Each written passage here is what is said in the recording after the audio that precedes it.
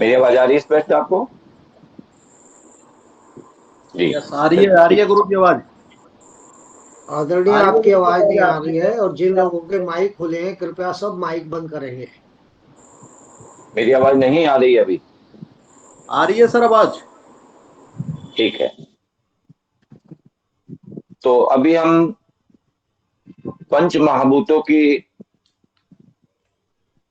जो एक संकल्पना है कि प्रत्येक जड़ और चेतन पदार्थ पंच महाभूतों के से मिलकर बना है,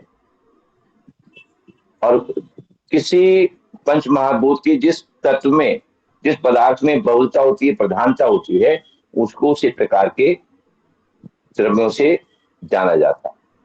तो आकाशीय द्रव्य के बारे में हमने जाना कि जो शब्द गुण से युक्त हैं, हल्के हैं, छिद्रों से युक्त हैं, समतल है, सूक्ष्म है, वे आकाशीय द्रव्य हैं।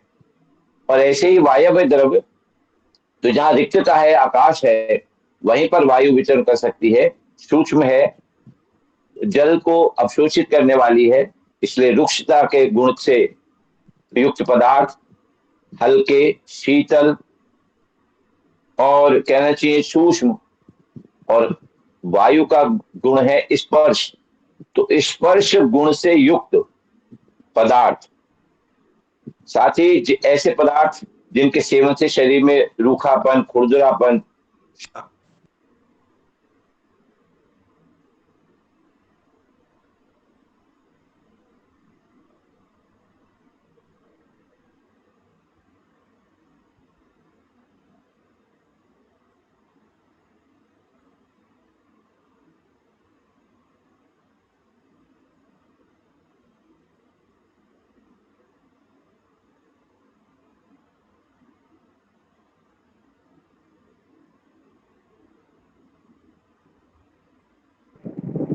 क्या किसी के लिए गुरुजी दिख रहे हैं?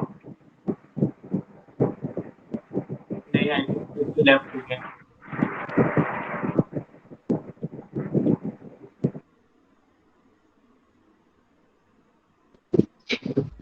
जी। ओ, ये बीच बीच में फोन के व्यवधान जो है ना, गड़बड़ कर देते। चलिए, हम बता रहे थे वायव्य द्रव्य के बारे में। तो जो हल्के हैं, छिद्र युक्त हैं, शुष्क हैं, स्पर्श गुण से युक्त हैं, ऐसे सभी पदार्थ वायव्य द्रव्य कहलाते हैं। और ऐसे पदार्थ के सेवन से हमारे शरीर के अंदर भी सूक्ष्मता, खुरदरापन, रूखापन ये बढ़ता है। तेजस द्रव्य, जिनके अंदर ऐसे पदार्थ जिनके अंदर अग्नि तत्व की प्रधानता रहती है, अग्नि के कारण से ऐसे पदार्थ जो गर्म, जैसे उसकी तासीर कही जाती है ना, शीत वेद, उष्ण वेद, तो उष्ण वेद गर्म, तीक्ष्ण, सूक्ष्म, और अग्नि वायु, अग्नि जो है वो जल को सोख लेती है, जल को नहीं रहने देती। तो ऐसे पदार्थ जो बिल्कुल जल से रहित हैं,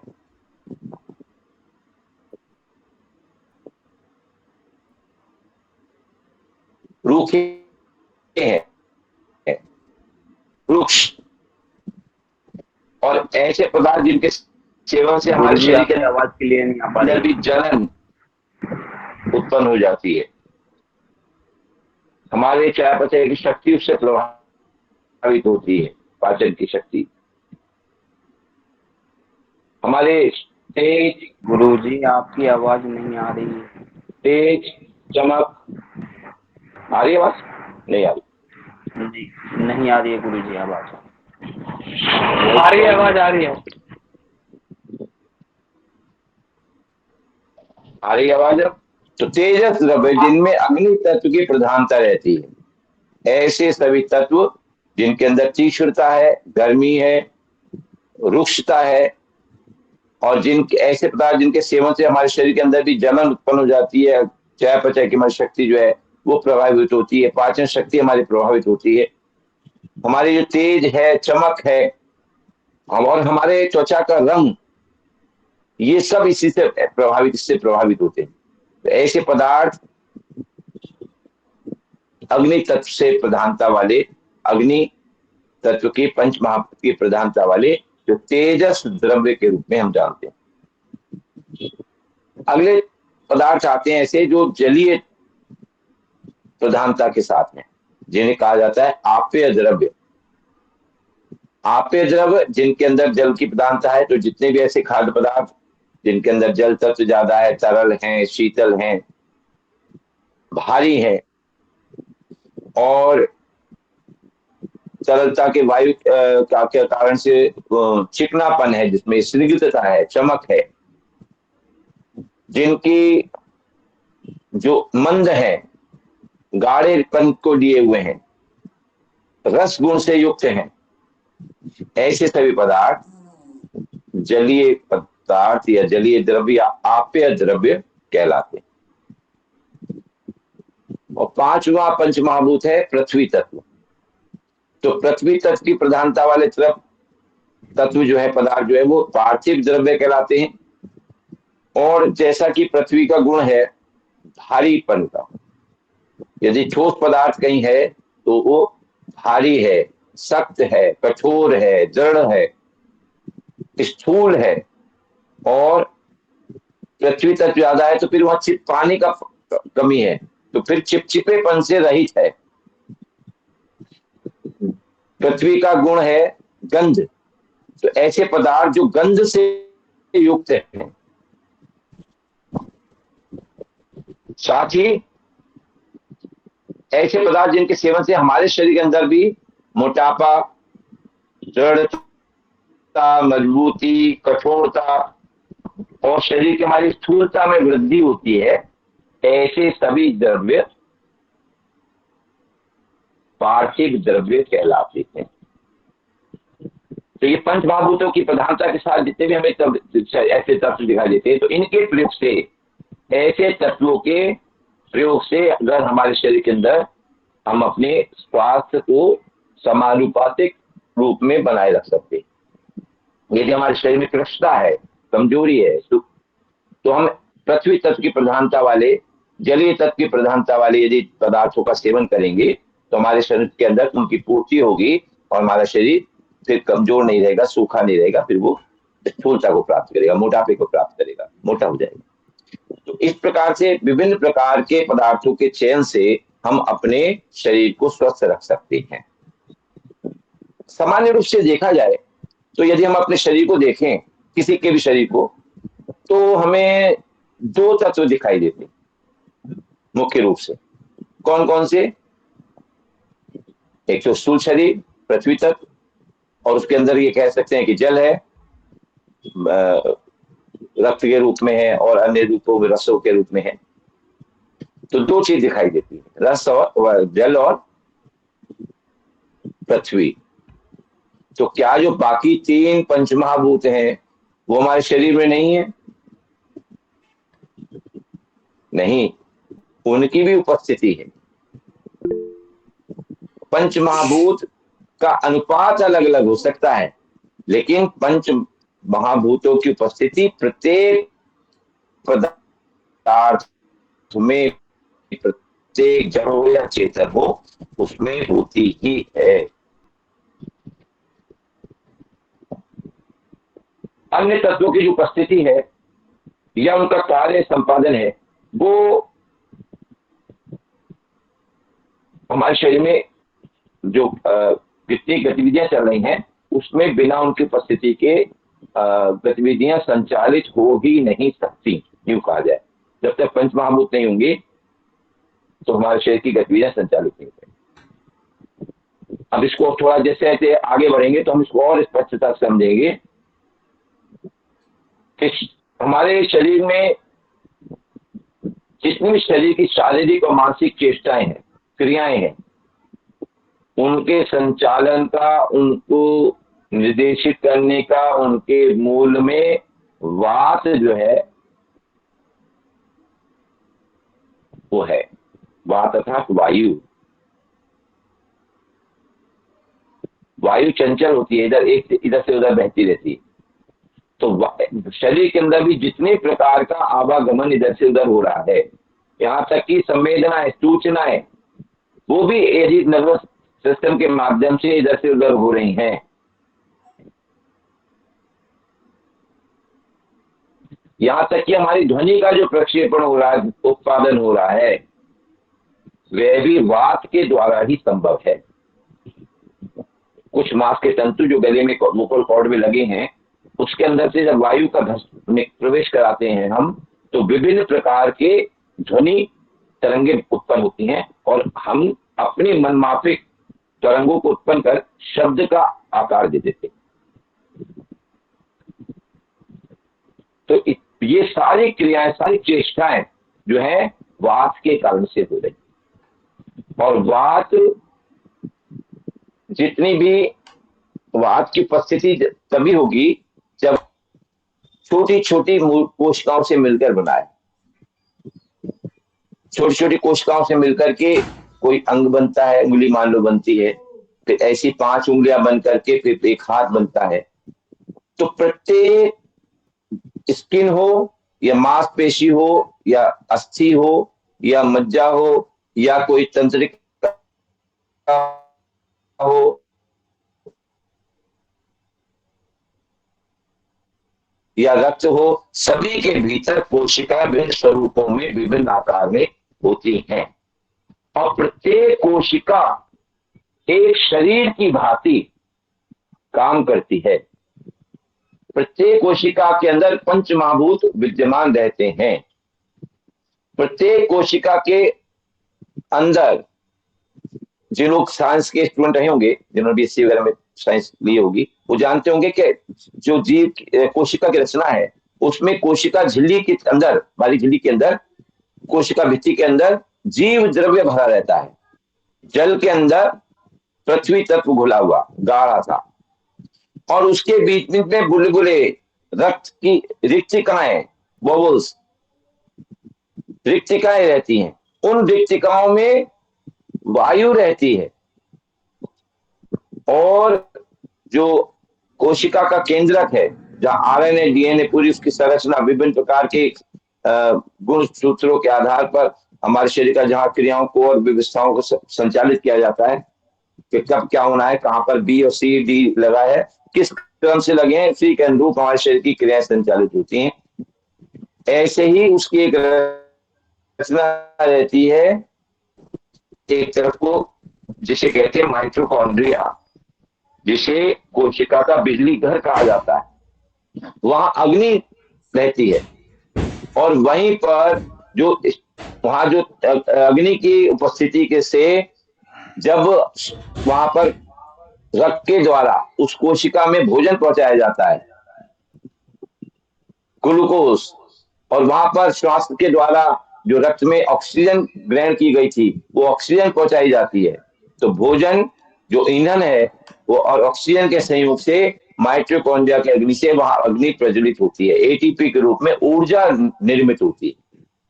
और वो प्राण ऊर्जा, वही प्राण ऊर्जा जो कोशिका को चेतनता देती है, ऐसी सारी चेतनता मिलकर हमारे पूरे शरीर को जीवित रखती है। तो प्रत्येक कोशिका भोजन भी करती है। वो जो रक्त के द्वारा भोजन लाया जाता है उसको सोख लेती है।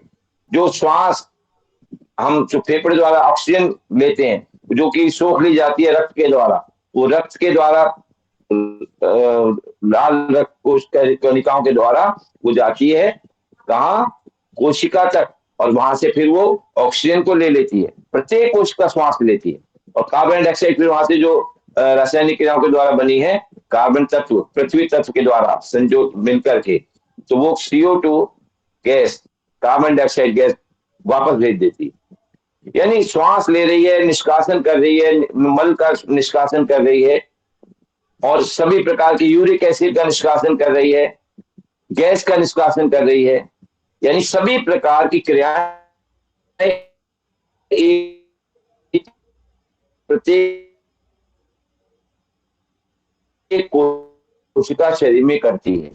यदि प्रत्येक कोशिका तक किसी भी कारण से रक्त का पहुंचाना, या रक्त के माध्यम से, क्योंकि वहां ऊर्जा को भोजन पहुंच रहा है और ऑक्सीजन पहुंच रही है, कोई व्यवधान आता है, नलियों में अवरोध आ जाता है, नलियों में गंदगी जमा हो जाती है, फिर चिकनाई जमा हो जाती है, कोलेस्ट्रॉल जमा हो जाता है, तो वहां रक्त का प्रवाह कोशिका तक नहीं पहुंचता। जब नहीं पहुंचता तो क्या होता है, वहां पर उनको भोजन नहीं मिल पाता, उनको ऑक्सीजन नहीं मिल पाती, प्राणवायु नहीं मिल पाती, और जिसके कारण से वो कोशिका छटपटाती है, कह रहे मेरे अंदर ऊर्जा नहीं बन रही, चेतनता नहीं बन रही। और जब मैं मर रही हूँ तो पहले उस क्षेत्र, उस अंग विशेष में शून्य आती है, जिसे कहते हैं कई बार हमारा पैर सो गया। कई बार हम देखते हैं कि एक ही पोज में हम बहुत देर अगर बैठते हैं तो वहां हमारी जो रक्त की धमनियां हैं वो अगर बंद हो जाती है मुड़ के, तो रक्त का प्रभाव कम हो जाता है।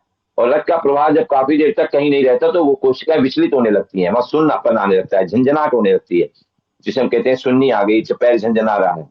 तो ये पहले वो छटपटाती हैं कोशिकाएं, लेकिन जब वो पूरी तरह मर जाती है, जब वहां रक्त पहुंचता ही नहीं, तो वो वहां पर फिर सड़ जाती, गल जाती, मर जाती हैं, और वहां वो अंग हमारा खराब हो जाता है। तो इस प्रकार से हम देखें तो पंच महाभूत प्रत्येक कोशिका के भीतर मौजूद है। अग्नि तत्व, वायु, आकाश, जल, पृथ्वी सभी है। तो इसी तरह से हम देखते हैं कि शरीर के हमारे जितने हम खाद्य पदार्थ खाते हैं उनके अंदर पंच महाभूत है। हमारा शरीर जो जिन वात पित्त कफ तीन त्रिदोष सिद्धांत के साथ काम करता है, उन तीनों दोषों में भी पंच महाभूत रहते हैं। अब ये त्रिदोष है क्या, त्रिदोष सिद्धांत क्या है, आइए पहले हम इसको जान लेंगे, फिर हम देखेंगे कि इन दोनों का, पंच महाभूत का और त्रिदोष सिद्धांत का आपस में तालमेल क्या है, संबंध क्या है।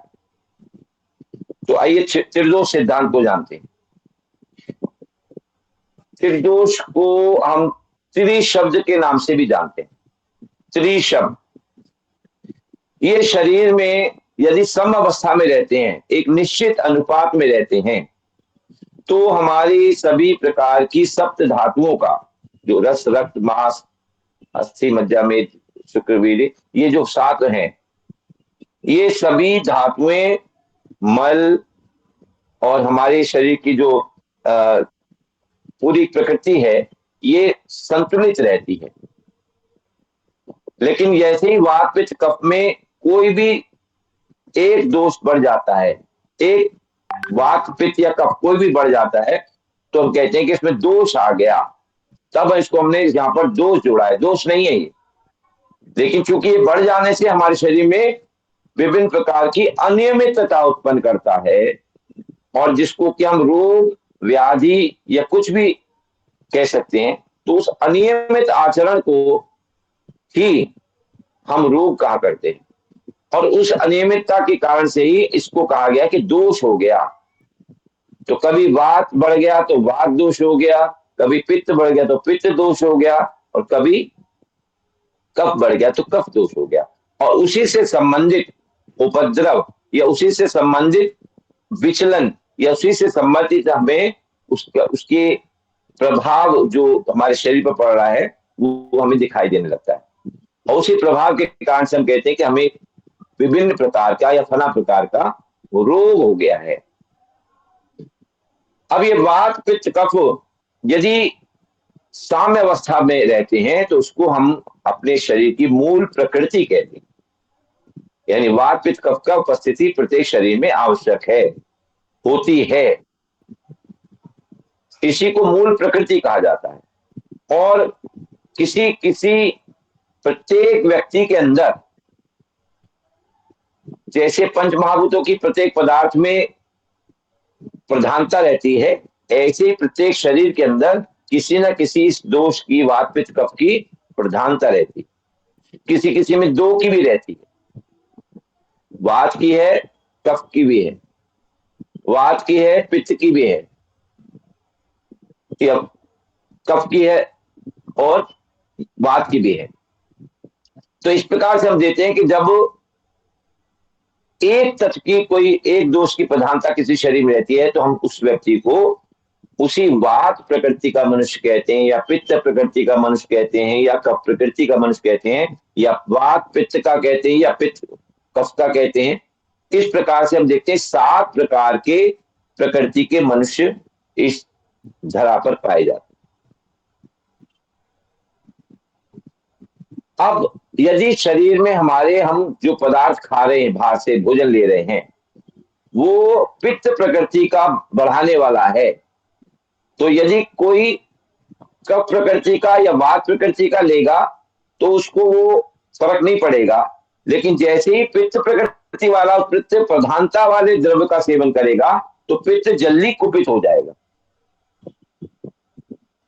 यदि ऐसे ही किसी की कफ प्रकृति है तो यदि वो वात प्रधान द्रव्यों का सेवन करेगा या पित्त प्रकृति के पदार्थों का सेवन करेगा, पित्तवर्धक, तो उसको कोई फर्क नहीं पड़ेगा। लेकिन जैसे उसने कफ बढ़ाने वाले किसी पदार्थ का सेवन किया तो अन्यों की अपेक्षा उसको सबसे पहले वह दोष कुपित हो जाएगा और उससे संबंधित रोग दिखाई देने लगेगा। तो इसका मतलब यह है कि हमें जो ये प्रकृति है, मूल जो प्रकृति है, वो इस संपूर्ण स्वास्थ्य का आधार है, वात पित्त कफ। अब ये समझ चुकी हमारी प्रकृति वात पित्त कफ की, ये चूंकि आधार है, तो हम देखें कि ये ऐसी इसी शक्ति को त्रिदोष का नाम दिया गया है। तो दोष मैंने जैसे बताया कि इसके कम या ज्यादा हो जाने के कारण इसको दिया गया है, वैसे इसे त्रिशब्द कहते हैं।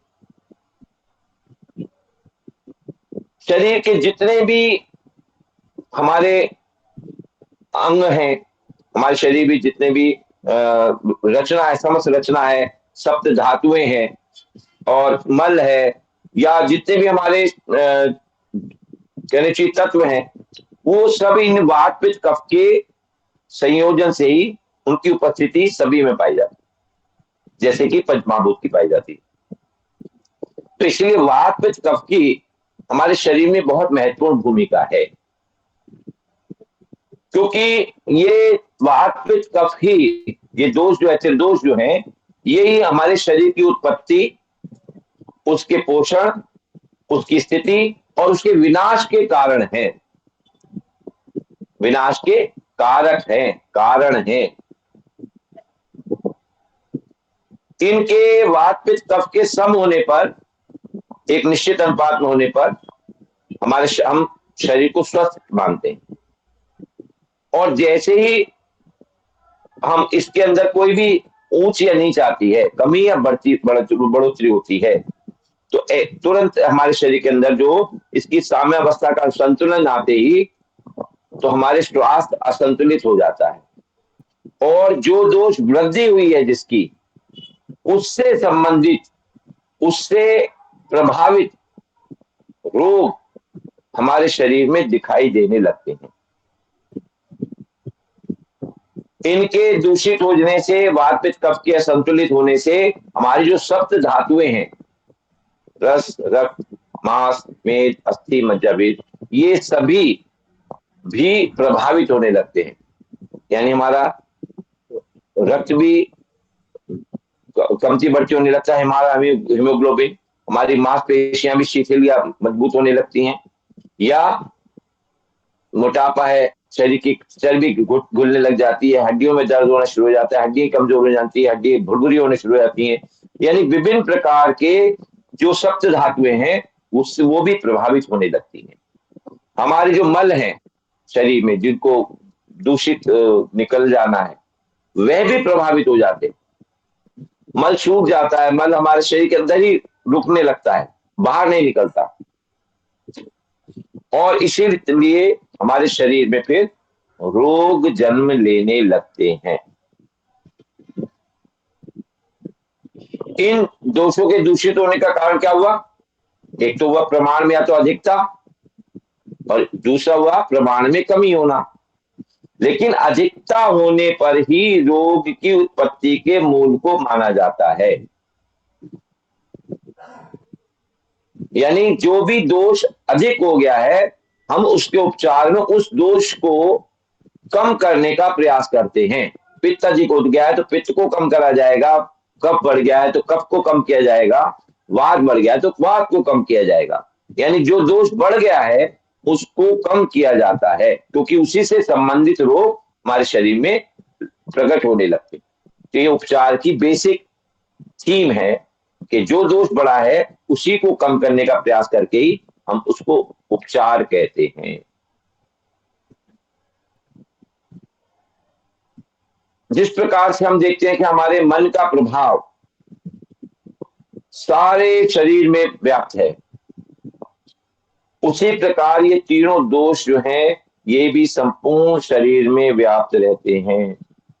हमारा मन तो, जबकि हम देखें तो जो हमारे बाल है, नाखून है ना, इनमें इनमें नहीं रहता, मन नहीं जा, लेकिन इनके अंदर वात पित्त कफ तीनों रहते, यानी त्रिदोष जो है इन निर्जीव पदार्थों के अंदर भी, शरीर के जो हैं उनके अंदर विद्यमान रहता है। मल के अंदर भी त्रिदोष उपस्थित रहता है।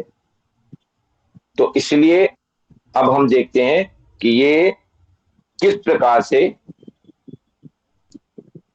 त्रिदोष सिद्धांत हमारे शरीर के स्वास्थ्य को बिगाड़ने के लिए, या कहना चाहिए स्वास्थ्य की परिभाषा को विचलन करने के लिए, या रोग की उत्पत्ति के लिए मूल कारण के रूप में माने जाते हैं।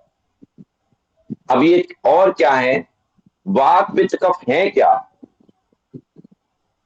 ये कहाँ रहते हैं, कैसे उत्पन्न होते हैं, हमारी प्रकृति कैसे निर्धारित होती है, इसको हम कल थोड़ा सा विस्तार से जानेंगे। और फिर सबसे निवेदन कि आप सभी लोग समय से उपस्थित होंगे, बिल्कुल ठीक, बिना 1 मिनट के विलंब किए हम अपनी कक्षा प्रारंभ कर देंगे, व्याख्यान प्रारंभ हो जाएगा, और जो लेट आएंगे उनका वो सब छूटने वाला है। इसलिए सभी से निवेदन एक बार पुनः आग्रह पूर्वक कि आप लोग सभी समय से आएंगे और आकर के आप जो है उसमें भाग लेंगे। तो सभी को बहुत बहुत धन्यवाद। और आज भी मैं देख रहा हूँ कि उपस्थिति कम है, जो आगरा के लोग हैं उसमें भी संख्या पर्याप्त नहीं है। तो एक बार सभी को दोबारा से आग्रह कर लिया जाएगा, जो लोग अनुपस्थित हैं कि आपको कहने की उपस्थिति पंजिका मिल जाएगी और इसकी स्क्रीनशॉट भी भेज दिया जाएगा। लेकिन ये ध्यान रखिए, बार बार आपको आग्रह किया जाता है कि 75% आपकी उपस्थिति कक्षा में अनिवार्य है, तभी आपको परीक्षा में बैठने दिया जाएगा।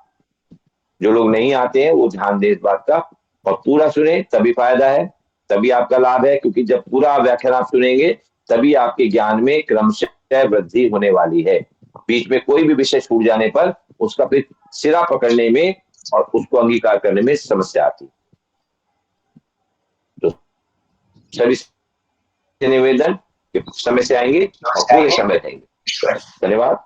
और आदरणीय हमारे आज योग दर्शन के आचार्य आदरणीय कुमार विनोद जी उपस्थित हो चुके हैं। मैं उनसे निवेदन करूंगा कि अपने व्याख्यान के साथ उपस्थित हो। सभी को धन्यवाद। जी आदरणीय धन्यवाद।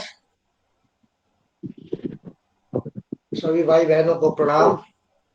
प्रणाम। ओम गुरु जी। ओम गुरु जी। सभी को प्रणाम। चलिए विषय परिवर्तन के लिए एक बार कमर गर्दन सीधी, आंखें बंद, ध्यान एक आज्ञा चक्र पर, लंबी गहरी सांस भरते हैं।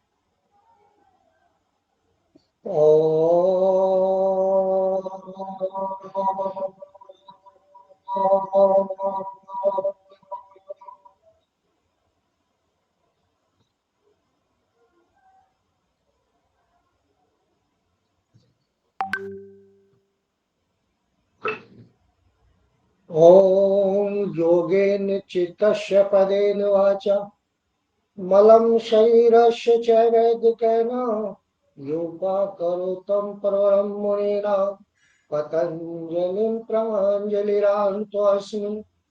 ओम योगस्य कुरु कर्माणि संगतैकत्वा धनंजय सिद्धि सिद्धो समो भूत्वा समत्वं योगुच्यते। ओम बुद्धि युक्तो जहाति उभय सुकृ दुष्कृते तस्मादोगाय युजस योग है कर्मसु कौशलम।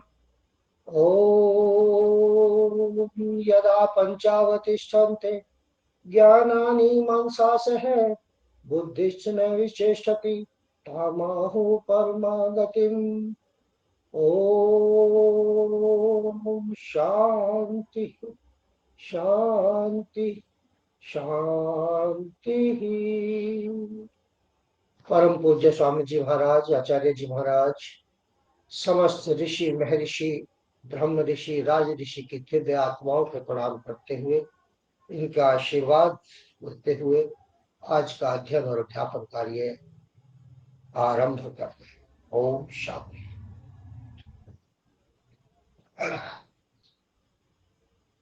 जो आज आगरा से लोग जुड़े हैं, संभवतः अभी पूरे लोग कक्षा में नहीं है। 15 से ज्यादा लोग वहां से जुड़े हैं, 15 पहले हैं और यहाँ उपस्थिति केवल 18-20 की है। जो छात्र नए हैं उनके लिए 3 दिन का जो कोर्स उनका निकल गया है 26, 27, 28, उसको हम बाद में ले लेंगे 1-2 दिन। तो क्योंकि अगर हम उसको रिपीट करते हैं तो समय व्यर्थ जाएगा। ठीक है। वर्तमान में कुछ बेसिक चीजें आपको बतानी है जो नए छात्र हैं, कि हमारे और आपके बीच का संवाद का जो शब्द है वो ओम है, ओमकार है। कोई भी मैसेज ग्रुप में डालें, सबसे पहले ओम लिखें। आपस में बात करें ओम के साथ। आवाज भी लगानी है तो ओम कहना। ठीक है। दूसरा, अनुशासन। योग का नाम अनुशासन ही है, अनुशासन ही योग है। अथ योगानुशासन योग दर्शन का पहला ही सूत्र है, तो अनुशासन बहुत जरूरी है। तीसरा, उपस्थिति का विशेष ध्यान रखें। जो भाई बहन ये समझ करके आए हैं कि सर्टिफिकेट प्रमाण पत्र मिल जाएगा, तो ये पतंजलि का प्रमाण पत्र है, ये इतनी आसानी से नहीं मिलता।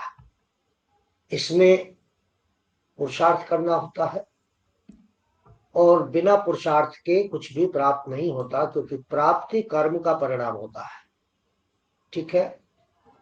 तो आप लोग प्रातः सत्र में भी और सायकालीन सत्र में भी अपनी उपस्थिति बना करके रखिएगा। कुछ छात्र कक्षा के बीच में छोड़ के चले जाते हैं, जैसे अभी मैं देख रहा हूँ 21 की संख्या है, कुछ देर बाद ये संख्या घट जाएगी। तो ऐसे छात्रों की अनुपस्थिति दर्ज की जाती है, चाहे वो लास्ट 5 मिनट में शांति पाठ से पहले जो भी जाएगा उसकी अनुपस्थिति दर्ज हो जाएगी। ये बेसिक चीजें थी। कुछ हम बात कर रहे थे वेद की, तो वेद को मैं पुनः दोबारा से ले लेता हूं। वेद ये ईश्वर प्रदत्त ज्ञान है। वेद का कोई लेखक नहीं, वेद तो का ज्ञान तो परमात्मा से आया है। परमात्मा ने, ब्रह्म ने ब्रह्मा को उत्पन्न किया अपनी इच्छा से।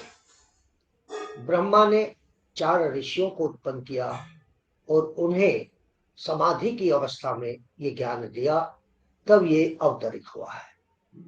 4 वेद हमारे हैं। सबसे प्राचीन वेद है ऋग्वेद, जो ऋग वैदिक काल, जो हमारा वैदिक काल है, ये सृष्टि की उत्पत्ति के साथ साथ प्रारंभ हो जाता है। तो सबसे प्रारंभिक अवस्था में ऋग्वेद की उत्पत्ति हुई। उत्तर वैदिक काल यानी कि बाद वाले काल में, वैदिक काल के बाद वाले काल में बाकी 3 वेद, सामवेद, अथर्ववेद, यजुर्वेद, इनकी उत्पत्ति हुई है। ये कल बताया था कि प्रश्न है कि 4 वेद जिनसे उत्पन्न हुए वे देव कौन है, तो उत्तर है कि स्कंभतम, स्कंभतम। स्कंभ कौन है? स्कंभ उस परम पिता परमेश्वर का नाम है जो निराकार है, जिसका कोई रूप नहीं, रंग नहीं, जिसका विराटता इतनी है कि समस्त ब्रह्मांड जो अनंत है, जो इतना विराट है कि जिसकी कोई सीमा नहीं, वो ब्रह्मांड भी उस परमात्मा में व्याप्त है। तो उसकी वो परमात्मा कितना विराट होगा। परमात्मा के द्वारा जब जब जो जो कार्य किए गए, तब तब उसको अलग अलग नामों से पुकारा गया। जब हम बात करते हैं कि योग के आदि प्रवक्ता कौन है, योग कहाँ से आया, तो हम कहते हैं हिरण्यगर्भ। हिरण्यगर्भ के द्वारा योग की उत्पत्ति की। जब उन्होंने वेदों की रचना की गई तो हमने स्कंभ कहा। जब उनकी विराटता की बात होती है तो उन्हें विभु कहा जाता है। तो इस प्रकार से ये होता है। ईश्वर निराकार है, उससे शब्द रूप वेद कैसे उत्पन्न हो गए? जब उसके मुंह नहीं है, हाथ पैर नहीं है, ज्ञानेन्द्रिय कर्मेंद्रिय नहीं है, तो फिर उससे वेद कैसे बोल के सुनाया होगा उसने? तो इसका उत्तर भी यही है कि वह ईश्वर सर्वशक्तिमान है। हाथ पैर मुख न होने पर उसमें सर्व सामर्थ्य है। जैसे माता के गर्भ में एक भ्रूण उत्पन्न होता है, शिशु उत्पन्न होता है, उसमें कितनी जटिल रचना है, इतनी जटिल रचना है कि अनेक प्रकार के उसमें एंजाइम्स हैं, हार्मोन्स हैं, केमिकल्स हैं, अग्नियां हैं, नर नर नाड़ियां हैं, एक पूरा मैकेनिकल, पूरा इलेक्ट्रॉनिक, पूरा रासायनिक सिस्टम है जो विज्ञान अभी तक भी नहीं समझ पाया पूरी तरीके से। मस्तिष्क की बात करूं तो विज्ञान केवल 7% ही मस्तिष्क को जान पाया है, 93% तो अभी इसकी क्षमताओं को जानते ही नहीं। हमारी एहसास करने की क्षमता, हमारी सूंघने की क्षमता, हमारी इंट्यूजन की क्षमता, बहुत सारी क्षमताएं शरीर में हैं जो अभी विज्ञान नहीं समझ पा रहा है। तो उसमें इतनी सामर्थ्य है कि वो जब चाहे जो वो कर सकता है। जिस प्रकार प्राणी के गर्भ में बिना सामर्थ्य के जीव की जटिल रचना परमेश्वर कर सकता है, हमारे मन मुख आदि अवयव न होने पर भी मन में प्रश्नोत्तर आदि शब्दों का मानसिक उच्चारण चलता रहता है। मन और मुख आदि, मन में कोई मुख तो नहीं है, आप शब्द तो मुंह से ही बोलते हैं ना, मन से तो नहीं बोलते, लेकिन मन में फिर भी शब्द उत्पन्न होते हैं, इच्छाएं उत्पन्न होती हैं, और मन के अनुसार आपका मुख कार्य करता, मुख के अनुसार मन कार्य नहीं करता। तो उसकी जो है उसमें प्रश्न उत्तर चलते रहते हैं, मानसिक उच्चारण चलता रहता है। वैसे ही परमेश्वर को भी जानना चाहिए कि वो अपनी इच्छा से सब कुछ कर सकते हैं। तो उन वेदों की रचना कोई बड़ी बात उनके लिए नहीं है, क्योंकि वो सर्वज्ञ है। उनसे जितना भी ज्ञान संसार में है, ब्रह्मांड में है, वो सारा ज्ञान उसी से आया है। सारे ज्ञान का ज्ञाता वो परमात्मा ही है। हम तो अल्पज्ञ हैं, तुच्छ ज्ञान के मालिक हैं, और वो ज्ञान भी इसलिए हमारे पास है क्योंकि उस परमात्मा की ही आंशिक कण आत्मा के रूप में विद्यमान है, उसके साथ ज्ञान आया है। क्योंकि सर्वज्ञ तो वही है। तो जितना उस परमात्मा की तुलना में जितनी छोटी आपकी आत्मा है, उतना ही छोटा आपका ज्ञान भी है। वह परमात्मा अपनी सामर्थ्य से सब कुछ कर सकता है, कुछ भी असंभव नहीं, परंतु फिर भी वह कर्म के बंधन से परे है। करता सब कुछ वही है, उसकी इच्छा के बिना कुछ भी नहीं होता, लेकिन वो किसी कार्य के कर्ता नहीं होता, कर्म से परे है। क्योंकि कर्म जो भी करेगा, चाहे वो कोई भी हो, वो बंधन में बंधेगा। तो वो तो बंधन में नहीं बनता, वो तो काल से भी परे है, वो तो कर्म का कर्ता है ही नहीं। यह कर्म के कर्तापन होने का जो विकार है, ये तो मात्र प्राणियों में होता है, मनुष्यों में होता है। वह मुख आदि के अभाव में उच्चारण नहीं कर सकता। इस साकार जगत को रचने वाला भी वही निराकार ब्रह्म है। तो क्या वेदों की रचना वह परमात्मा नहीं कर सकता? तो उसी परमात्मा ने ये ज्ञान ब्रह्म ऋषियों को, राज ऋषियों को, समाधि की उसमें 4 ऋषियों की उत्पत्ति हुई। ब्रह्म से ब्रह्मा उत्पन्न हुए, ब्रह्मा से 4 ऋषि। ब्रह्म और ब्रह्मा में अंतर समझिए। ब्रह्म निराकार स्वरूप है, शून्य है, आपके भीतर भी है, आपके बाहर भी है, सर्वत्र है, कण कण में व्याप्त है। उस ब्रह्म ने, अब ब्रह्म को पूजना बड़ा मुश्किल काम है, निराकार की पूजना, निराकार की उपासना बड़ी मुश्किल काम है। तो इसलिए उसका साकार रूप ब्रह्मा है। ब्रह्म काल के बंधन से नहीं बंधा, समझिए इस बात को। ब्रह्म काल के बंधन से नहीं बंधा, लेकिन कोई काल तो रहा होगा जब ब्रह्मा उत्पन्न हुए, तो ब्रह्मा काल के बंधन से बंधे हुए हैं। ब्रह्म परमात्मा है, ब्रह्मा देवता है, यही अंतर है। ब्रह्म परमात्मा है, ये ब्रह्मा देवता है। तो वेदों की रचना हुई। वेदों की उत्पत्ति को कल बताया था मैंने कि 1,96,08,53,126 वर्ष हो गए हैं, और यही काल सृष्टि की रचना का भी है। अर्थात इसका अर्थ ये हुआ कि सृष्टि की रचना के साथ साथ ही जो है वेदों की रचना, वो रचना हुई है। कलयुग 4,32,000 वर्षों का बताया गया है। 4,32,000 में से अभी केवल मात्र 4,124 या 125 वर्ष हुए। तो अभी बाल्य अवस्था, शिशु अवस्था में कलयुग है। जब युवा अवस्था में आएगा तब क्या होगा? ठीक है, अभी तो हम आपसे ऑनलाइन वार्ता कर रहे हो, तब तो हो सकता है भगवान ही को चिप लगा के भेज दे अंदर। तो घोर कलयुग अभी नहीं आया है। वेदों के विषय विज्ञान, ज्ञान, कर्म और उपासना है। तो ये वेदों के विषय है। 4 वेद बताए मैंने, ऋग्वेद, यजुर्वेद। ऋग्वेद में ज्ञान और विज्ञान है, यजुर्वेद में कर्म है, सामवेद में उपासना है, और अथर्ववेद में तीनों का मिश्रण आता है। इसको त्रय विद्या भी कहते हैं, त्रय विद्या। ठीक है।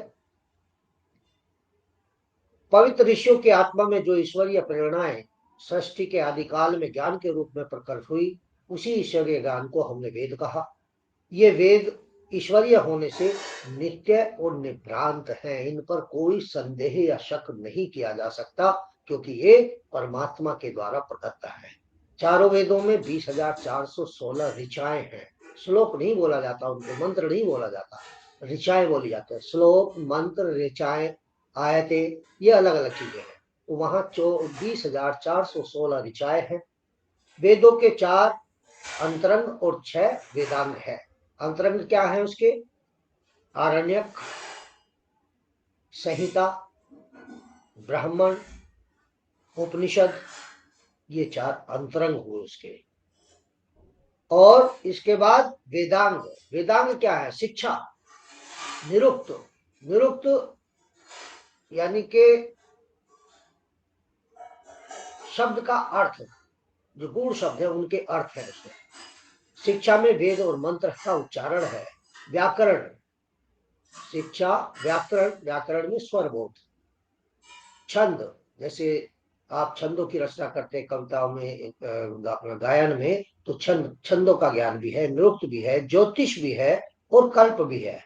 कल्प का अर्थ होता है किसी मंत्र का उपयोग किस कार्य में किया जाएगा। ऐसा नहीं है कि हम अब यहाँ पर शिक्षण दे रहे हैं तो हम मंत्र जो है अंतिम संस्कार के पढ़ दें।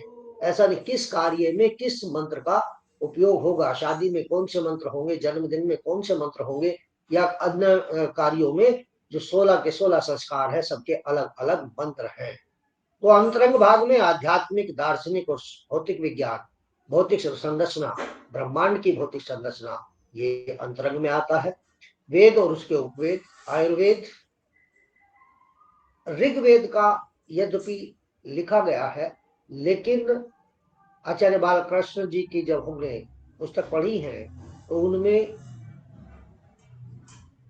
आयुर्वेद को अथर्ववेद का उपवेद बताया गया है, क्योंकि ज्यादातर भाग आयुर्वेद का अथर्ववेद में ही मिलता है। तो यद्यपि ऋग्वेद और आयुर्वेद है, यदि एग्जाम में आता है तो आप अथर्ववेद का ही उपवेद आप लिखेंगे आयुर्वेद को। यजुर्वेद का धनुर्वेद, अथर्ववेद का शिल्पवेद, और आर्ट या आर्किटेक्चर को भी कह सकते हैं, सामवेद का गंधर्व वेद।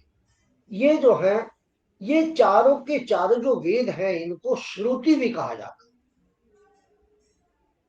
अब भारतीय जो ज्ञान है वो बहुत विस्तृत है, इतना विस्तृत है कि सारे संसार के ज्ञान को इकट्ठा कर लिया जाए तो भी कम पड़ेगा। तो भारतीय ज्ञान के आधार क्या है? एक तो श्रुति, श्रुति में चारों वेद आ गए। इसके अलावा 6 वेदांग है, चारों वेद 6 वेदांग है।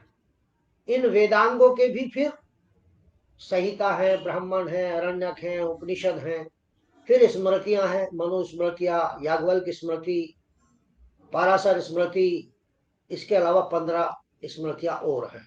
सांख्य दर्शन, दर्शन है, 6 दर्शन है, सांख्य दर्शन, योग दर्शन, न्याय दर्शन, वैशेषिक दर्शन, उत्तर मीमांसा, पूर्व मीमांसा, ये 6 दर्शन आ जाते हैं। 18 पुराण है। ये 18 पुराण है, इनके बारे में बहुत सारे भ्रम हैं, इनमें कहानियां हैं, और वो कहानियां मन और मस्तिष्क कई बार स्वीकार नहीं करते।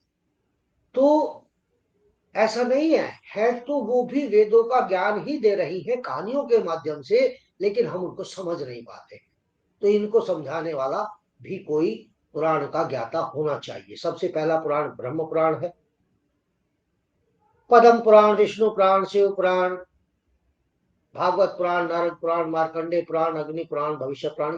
ये पीडीएफ जो आपको दी गई है उसमें पूरी लिस्ट इनकी दी हुई है, किसमें कितने मंत्र हैं, कौन सबसे बड़ा है, कौन सबसे छोटा है। लेकिन ब्रह्म पुराण सबसे पहला है और ब्रह्मांड पुराण जो है सबसे अंतिम पुराण है। इसके अतिरिक्त जो लेखन आचार्यों के द्वारा किया गया, जगत गुरु द्वारा किया गया, रसिक भक्ति संतों का लेखन की है, ऋषि महर्षियों का लेखन है, वो भी सब हमारे आता है। और जब इतिहास की बात करते हैं तो केवल रामायण और महाभारत, आध्यात्मिक रूप से जो भारतीय ज्ञान का इतिहास है वो रामायण और महाभारत है। और सबसे अंतिम ज्ञान गीता के रूप में कुरुक्षेत्र के मैदान में भगवान श्री कृष्ण द्वारा अर्जुन को दिया गया, जिसको सुना किसने? संजय ने सुना। और संजय ने जो सुना वही ज्ञान गीता के रूप में हमारे पास तक पहुंचा। ठीक है, श्रुति ग्रंथों को ही ये सब मैंने छोटी छोटी बातें थी आपको बता दी है। तो ये वेदों के बारे में हुआ, वेद, वेदांग, वेदों के उपवेद, ऋषि महर्षि। उपनिषद क्या है? उपनिषद वेदों का ही सार है, वेदों का ही सार है। वेदांग भी कहते हैं इनको, उपनिषद भी कहते हैं इनको। भौतिक संसार को सत्य मानते हुए भी इसके पीछे का जो रहस्य है, सत्य का भी जो सत्य है, भौतिक संसार सत्य है लेकिन इस सत्य के पीछे भी जो एक सत्य है, उन तत्वों के दर्शन महर्षियों ने किए थे और उसको उन्होंने कहा ब्रह्म। कौन है सत्य के पीछे? सत्य वो ब्रह्म है, उसी को उन्होंने ब्रह्म कहा। सारा संसार का ध्यान इस तथ्य और सत्य की ओर खींचने के लिए जिस विद्या को उन्होंने जन्म दिया उसे कहा गया ब्रह्म विद्या। इस ब्रह्म विद्या का प्रतिपादन करने वाले ग्रंथों का नाम ही उपनिषद है। उप का अर्थ होता है पास में, पास में बैठकर सुनना, ये श्रुति है। अब ये लेखन ये तो अब आया है, उस जमाने में तो केवल श्रुति के द्वारा ही ज्ञान दिया जाता था। तो उपनिषद है। उपनिषद कहने को तो बहुत सारे हैं, 108 हैं, लेकिन 11 उपनिषद प्रमुख है। उनके अभी अपना आपको नाम लिखवा देंगे। मैं कौन हूं, मैं किधर जाऊं, मेरा सही रास्ता कौन सा है, किस मार्ग पर चलकर मैं अपने लक्ष्य को प्राप्त कर सकता हूं, ये प्रश्न। जैसे निचिकेता, निचिकेता एक राजा के पुत्र थे और राजा ने उनको अपने राज्य में घोषणा की कि मैं सब कुछ दान करना चाहता हूं। तो उन्होंने अपनी गायों को दान किया। तो जब गाय दान किए जा रही थी तो निचिकेता पूर्व जन्मों में ऋषि रहे होंगे, उन्होंने कहा पिताश्री गायों को दान करने से क्या होगा, जब आप सब कुछ दान करेंगे तो मुझे बताइए किसको देंगे, मुझे भी तो दान करना होगा, मैं भी तो आपका हूं। तो उन्होंने क्रुद्ध होकर के कहा कि तुझे मैं यम को दे दूंगा। तो उन्होंने यम को ही चुन लिया और यम के द्वार पर चले गए कि यम के यमाचार्य कहा गया उनको वहां। तो जब यम के द्वार पर वो पहुंचे तो यम वहां नहीं थे, उन्हें 3 दिन प्रतीक्षा करनी पड़ी। तो यम ने जब देखा कि एक ब्राह्मण पुत्र 3 दिन से मेरी प्रतीक्षा भूखा प्यासा कर रहा है, तो उन्होंने कहा 3 दिन के 3 वर आप मांग लीजिए। फिर उन्होंने, ये पूरा एक उपनिषद है। तो ये निचिकेता के बारे में बताया। तो ये जो किस मार्ग पर चलकर मैं अपने लक्ष्य पर पहुंचूंगा, ये प्रश्न जैसे निचिकेता के मन में उठे वैसे ही हर युवक युवती के मन में उठते हैं, लेकिन निचिकेता के मार्ग पर सबके बस में चलना नहीं है। इस मार्ग को मनुष्य की धन धान्य भौतिकता के मार्ग पर चलकर तृप्ति नहीं हो सकती। क्यों गए वो इस मार्ग पर? बुद्ध भी क्यों गए, महावीर भी क्यों गए, निचिकेता भी क्यों गए, मैत्रेय भी क्यों गए, राम भी क्यों गए? इस मार्ग पर उन्होंने कहा कि धन धान्य राज्य जो भी संसार में है ये सब मेरे अंतर आत्मा की तृप्ति नहीं कर सकती।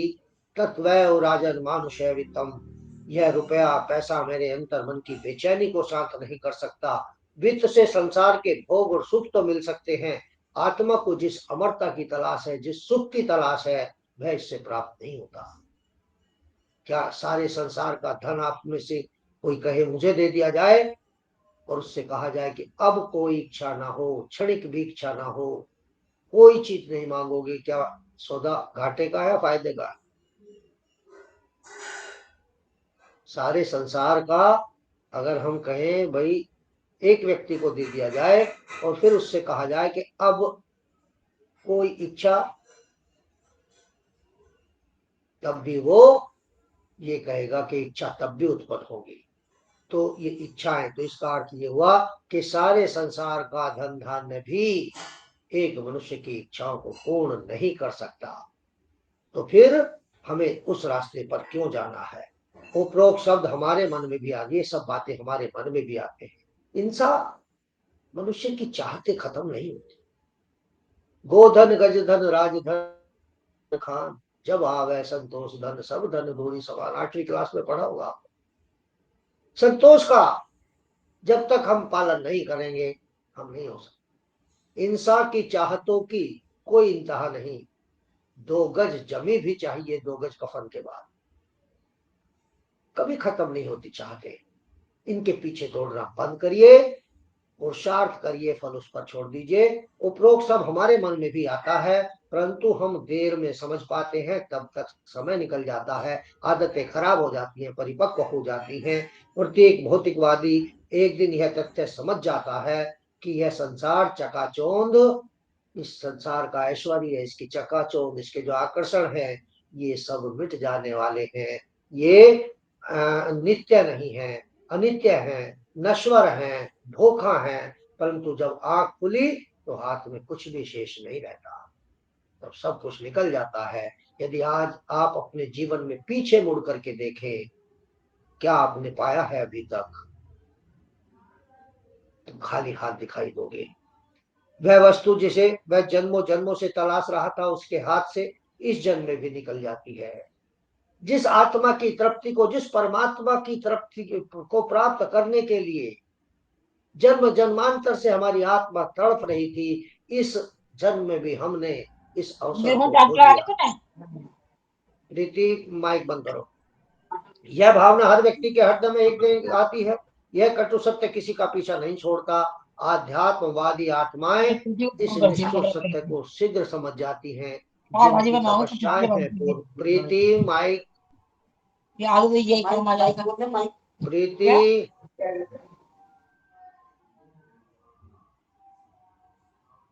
जो आध्यात्मवादी आत्माएं हैं, जिनका पिछले पूर्व जन्मों में तप रहा है, आध्यात्म से जुड़ कर रहे हैं, योग से जुड़ कर रहे हैं, उनको ये बातें बचपन में समझ में आ जाती हैं। लेकिन जो भोगवादी रहे हैं वो तो लाखों जन्म हो चुके हैं, ये उसी कार्य में लगे हैं, बार बार वही भोग करना, जन्म करना, बच्चे पैदा करना, उनकी शादी करना, फिर एक दिन अतृप्त होकर के मर जाना। और भगवान फिर कहता है कि चल तुझे तेरे कर्मानुसार फिर जन्म देता हूँ, पिछले जन्मों के कर्मों को भोग और मुझे प्राप्त कर और स्वयं को जान। हर बार हमें यह अवसर देता है, लेकिन हम उस अवसर को बार बार गवा देते हैं। उपनिषद के रहस्य को समझने के लिए जानना जरूरी है कि ब्रह्म को ढूंढने की जरूरत नहीं है, भटकने की कोई आवश्यकता नहीं है। जो कुछ इस पिंड में है वही ब्रह्मांड में है, और जो ब्रह्मांड में है वही इस पिंड में। यथा पिंडे तथा ब्रह्मांडे, तथा ब्रह्मांडे यथा पिंडे। कोई ऐसा शक्ति नहीं है ब्रह्मांड में जो आपके इस तन में ना हो, इस पिंड में ना हो। सारी शक्तियां हैं, लेकिन हमने केवल एक तो जीव की शक्ति को बढ़ा रखा है, चुप ही नहीं रहना चाहते, दूसरे की सुनना ही नहीं चाहते, अपनी अपनी सुनाना चाहते हैं। दूसरी, इसकी स्वाद की हर वक्त कुछ ना कुछ स्वादिष्ट चाहिए। इन ज्ञानेंद्रियों के भोगों में लगे रहते हैं, सारा जीवन इनके भोग पूर्ति में ही करते रहते हैं। फिर भी भोग को भोगने के बाद भी ये तृप्त नहीं होती, फिर नया भोग चाहिए, फिर नया भोग चाहिए, हर बार इनको भोग चाहिए। और भोग के भोगने से जो क्षणिक आनंद उत्पन्न होता है, उसकी जो स्मृति हमारे मस्तिष्क में रहती है, वो स्मृति हमको बार बार उस भोग को भोगने के लिए प्रेरित करती है। और यही क्लेश है, पंच क्लेश जो है यही है, ये क्लेश उत्पन्न करते हैं। तो यथा पिंडे तथा ब्रह्मांडे यथा पिंडे, जो कुछ इस ब्रह्मांड में है वही आपके इस पिंड में है, और जो पिंड में है वही ब्रह्मांड में है, बाकी कुछ भी। दुनिया में पदार्थ कुछ है ही नहीं, आप सॉलिड नहीं है। आप अपने आप को समझ रहे कि मैं स्थूल हूं, नो। दुनिया में कुछ भी सॉलिड नहीं है, कुछ भी गैसियस नहीं है, कुछ भी तरल नहीं है। पदार्थ क्या है? पदार्थ को आप टुकड़ों में बांटिए। सबसे पहले छोटा टुकड़ा परमाणु, उसे तोड़ेंगे इलेक्ट्रॉन, इलेक्ट्रॉन को तोड़ेंगे न्यूट्रॉन, न्यूट्रॉन को तोड़ेंगे पॉजिट्रॉन। और जब पॉजिट्रॉन को देखेंगे ये क्या है, तो वो न सॉलिड है, न गैस है, न लिक्विड है। वो तो एक ऊर्जा है जो अपने अंदर ही बंधी हुई है, बहती भी नहीं है। अब वापस चलेंगे, पॉजिट्रॉन्स, 3 पॉजिट्रॉन्स को लेंगे, एक प्रोटॉन बन जाएगा। प्रोटॉन्स को जोड़ेंगे, इलेक्ट्रॉन बन जाएंगे। इलेक्ट्रॉन्स को जोड़ेंगे, एटम बन जाएगा। एटम्स को जोड़ेंगे, पदार्थ बन जाएगा। हम सब क्या है? एक ऊर्जा है, और वही ऊर्जा, उसको विज्ञान नहीं समझ पाया, उससे आगे विखंडन भी नहीं हो पाया, और तब कहा कि there is a particle that called God. वही गॉड है, वही भगवान है, वही कण कण में व्याप्त है, वही ऊर्जा है। ठीक है? जो नियम भौतिक में काम कर रहे हैं वही नियम आध्यात्म में भी काम करते हैं। अति दैवतम आध्यात्म, अर्थात जो नियम भौतिक संसार में काम करते हैं वही नियम आध्यात्म में भी काम करते हैं। तो ये मैंने भौतिक उन्नति, उपनिषद कहते हैं कि भौतिक उन्नति गौण है, आध्यात्मिकता सर्वोच्च है, भौतिक साधन मात्र है, साध्य आत्मबोध निर्वाण मोक्ष जीवन की पूर्णता है। अर्थात सबसे पहले स्वयं को जानना ही महत्वपूर्ण है। हम दुनिया को जानना चाहते हैं, संसार को खोजना चाहते हैं, लेकिन स्वयं को नहीं जान पाते और इस संसार से चले जाते हैं। मैं कौन हूं? बताया था मैंने, महर्षि दयानंद जब गुरु की तलाश में भटक रहे थे, साधुओं में, संतों में, मठों में, आश्रमों में, लेकिन संतुष्टि नहीं हो रही थी, तो विद्यानंद जी के आश्रम पहुंचते हैं। वो अंधे थे, जिन्होंने आवाज लगाई, है कोई? अंदर से आवाज आई, कौन? कि गुरुदेव यही तो जानने आया हूं कि मैं कौन हूं। तो ये तड़प, ये तृष्णा, जब भोगों की तृष्णा उत्पन्न हो सकती है, तो ये तृष्णा भी तो उत्पन्न होनी चाहिए अपने को जानने की कि मैं कौन हूं, मेरा पूर्व जन्म क्या था, भगवान ने मुझे किस कार्य से भेजा है, जिस कार्य से भेजा क्या मैं वह कार्य कर रहा हूं, या केवल भोगों में, वासनाओं में, लालसाओं में, अभिप्साओं में, इनकी पूर्ति में ही जीवन निकाल रहा हूं, मोह में बंधा हुआ हूं। मोह इतना ज्यादा है। और आपको एक बात बताऊं, ये जो जीवन आपको मिला हुआ है ना, ये जो आपको भाई बहन, पति पत्नी, बच्चे, माता पिता, ये रेल के यात्री हैं, इस जीवन की यात्रा में ही आपके साथ हैं, जिनके लिए आप सब कुछ लुटा रहे हो। अगले जीवन में नए माता पिता मिलेंगे, नए पति पत्नी होंगे, नए बच्चे होंगे, तो फिर इतना मोह किस लिए? जैसे ट्रेन में हम जाते हैं, यहां से मान लिया हम लंबी यात्रा पर जाएं, बहुत सारे यात्रियों से हमारे अच्छे संबंध से हो जाते हैं, बातचीत होती है, एक दूसरे के बारे में जानते हैं, यहाँ तक कि खाने पीने की चीजें भी शेयर करने लगते हैं लंबी यात्रा हो तो। लेकिन जिसका जिसका स्टेशन आता जाता है वो उतरता चला जाता है, और अंत में हम भी उतर जाते हैं। ऐसे ही ये जीवन है, ये यात्री हैं, रिश्तेदार, मित्र, पड़ोसी, भाई बहन, माता पिता, बंधु, ये सब उस ट्रेन के यात्री हैं। उनकी भी स्टेशन आते जाएंगे, वो भी उतरते जाएंगे, आपका स्टेशन आएगा, आप भी उतर जाएंगे। जब वो यात्री उतर जाते हैं तो कितने यात्रियों से फिर दोबारा संबंध हो पाता है? ऐसे इनसे भी नहीं हो पाएगा। तो इसलिए मोह के बंधन में ना बंधे। उपनिषद 11 है, जो 108 उपनिषद हैं, लेकिन उनमें मुख्य 11 बताए गए हैं। नंबर 1 ईशो उपनिषद, ईशोवास्य भी कहते हैं इसको, ईशोवास्य उपनिषद या ईशोपनिषद। इसमें असुर लोक, कर्मों का वर्णन, विद्या और अविद्या का ज्ञान है। ईशोवास्य उपनिषद। कैन उपनिषद तलबकारों का उपनिषद है, यानी कि जो ये म्यूजिक और इस टाइप के काम करते हैं। खंडोपनिषद देवी देवताओं के स्तुति मंत्र है। प्रश्नोपनिषद, इसमें जितनी भी खगोलीय, स्पेस, अंतरिक्ष की घटनाएं हैं, पौराणिक हैं, पुरातत्व विज्ञान है, भौगोलिक परिस्थितियों का वर्णन इसके अंदर आता है। मंडूकोपनिषद में ब्रह्म विद्या है, गुरु और गुरुकुल के बारे में है, श्रुति परंपरा के बारे में है, मंडूकोपनिषद है। मांडुक्य सृष्टि की उत्पत्ति का वर्णन है, सृष्टि की उत्पत्ति कैसे हुई। एक डार्विन थ्योरी है, डार्विन थ्योरी फेल हो चुकी, आज भी हमारे ऋषियों द्वारा खोजी गई जो थ्योरी है वही एक्सेप्टेबल है। तो ऐत्रेय उपनिषद जन्म मृत्यु आत्मा के स्वरूप का वर्णन है, ऐत्रेय उपनिषद। तैत्रेय उपनिषद अतिथि सेवा का उल्लेख, पंचकोशों का वर्णन। ब्रह्मदारण्य उपनिषद गायत्री विद्या, मधुर विद्या, अश्वमेध यज्ञ एवं पुनर्जन्म का उल्लेख होता है। श्वेताश्वर उपनिषद भोग साधना शक्ति का उल्लेख इसके अंदर दिया गया है। तो ये छोटा सा परिचय वेदों का और उपनिषदों का आपको यहाँ दिया गया है। उसके बाद पंच महाभूत, पंच महाभूत ये जो समस्त संसार है, ये जो समस्त प्रकृति आत्मा और परमात्मा को छोड़कर, हाँ पहले ही पंच महाभूत को तो बाद में आऊंगा। पहले मैंने कल एक प्रश्न दिया था आपको, क्यों कनिका जी,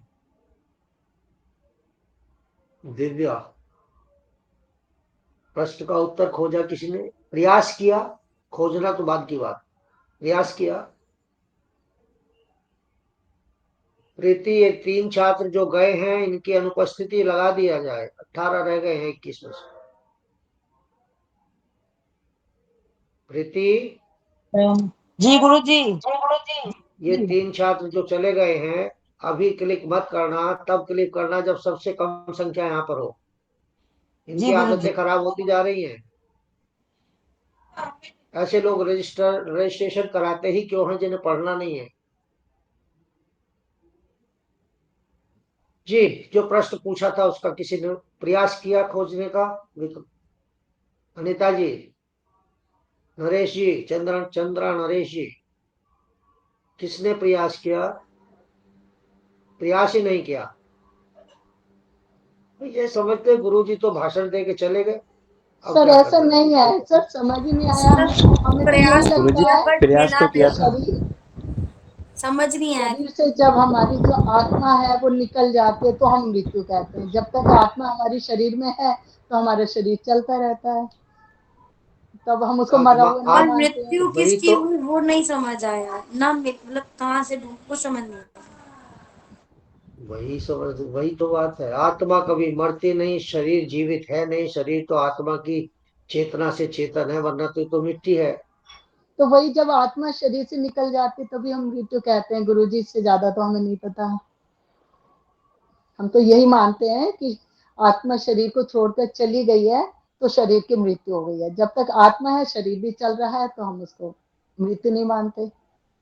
वही तो कहा, शरीर पहले ही मरा हुआ है, आत्मा मरती नहीं, मरता कौन है? किसके लिए रोते हो?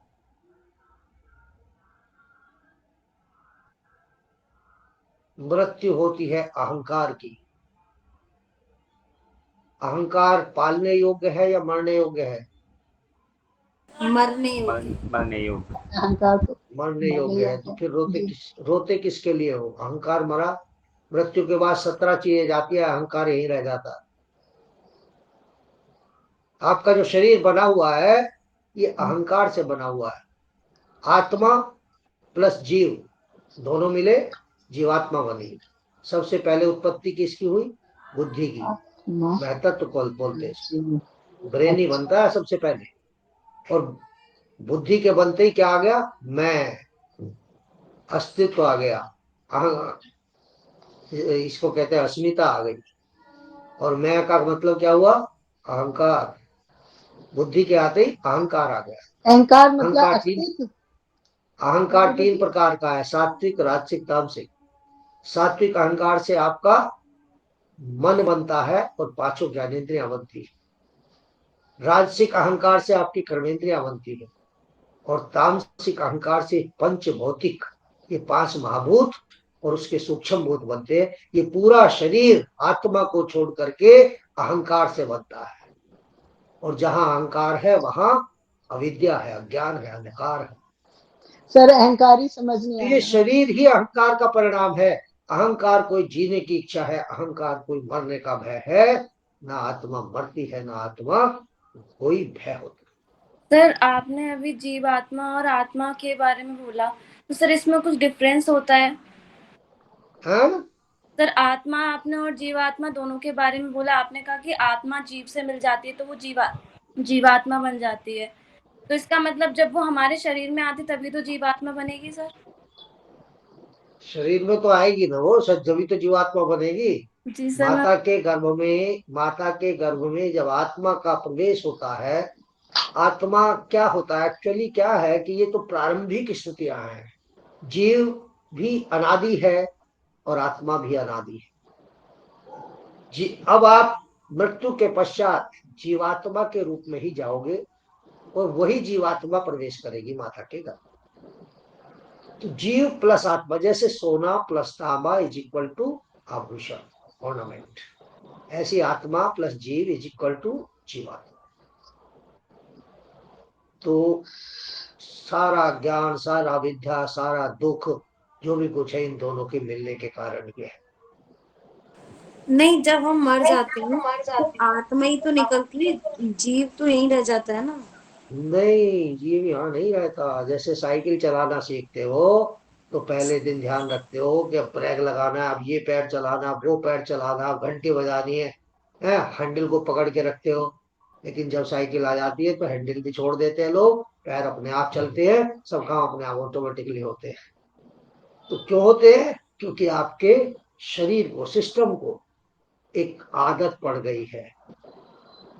तो ये जो आपकी ज्ञानेंद्रिया कर्मेंद्रिया हैं, ये सैकड़ों साल आपके साथ हैं, जितनी आपकी उम्र है।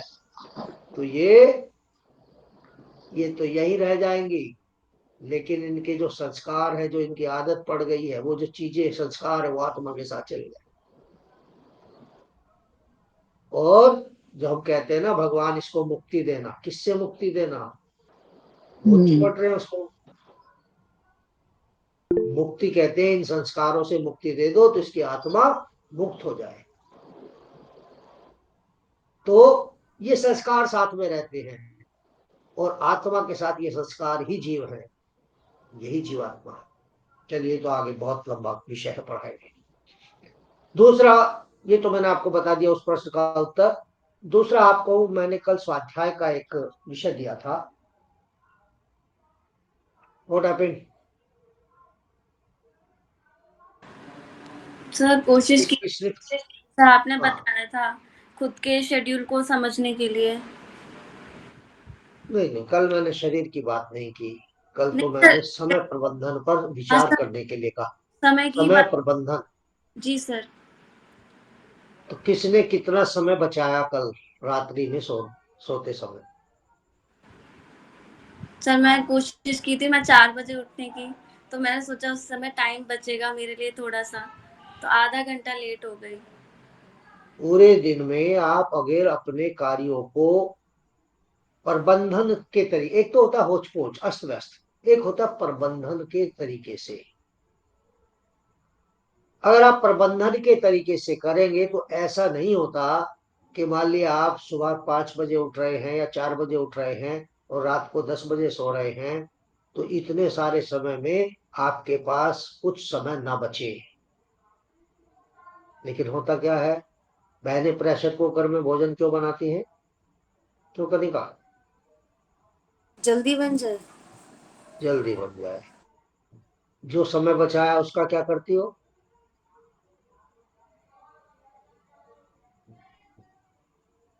उसमें व्हाट्सएप देखती हो, वीडियो देखती हो, सहेलियों से फोन पे बात करती है, माता पिता से, भाई बहनों से।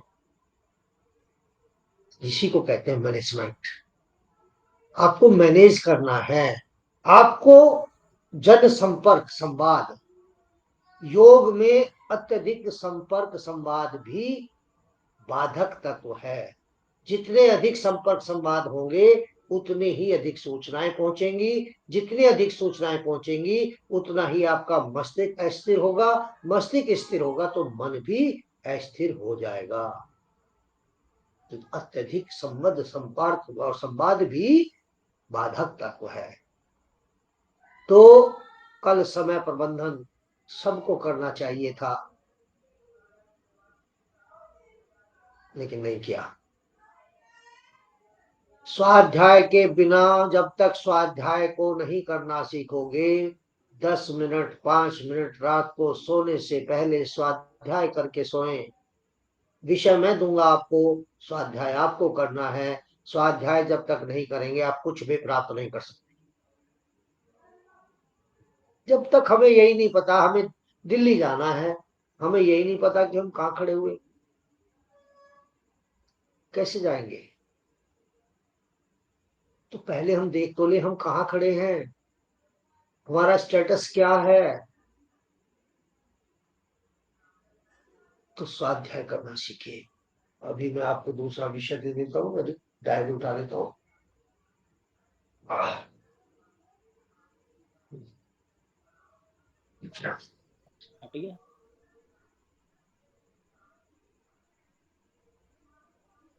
देखो भाइयों बहनों, आप मेरे साथ चलोगे तो मैं आपको वो यात्रा करा दूंगा कि बार बार आप उस यात्रा को करना चाहेंगे, आध्यात्म की यात्रा। और मेरे साथ नहीं चलोगे, गुरुजी को फालतू की चीज मान के व्यवहार करोगे तो मेरी गाड़ी फिर जो है हाई स्पीड ट्रेन हो जाएगी। कल हमारे जो शरीर है उसके 3 भाग हैं। कौन कौन जानता है इस बात को? 3 भाग कौन कौन से हैं? शशि खंडेलवाल जी, शरीर के 3 भाग कौन कौन से हैं? 3 भाग भी मत कहिए, इनको कहिए 3 अलग अलग सत्ता के केंद्र।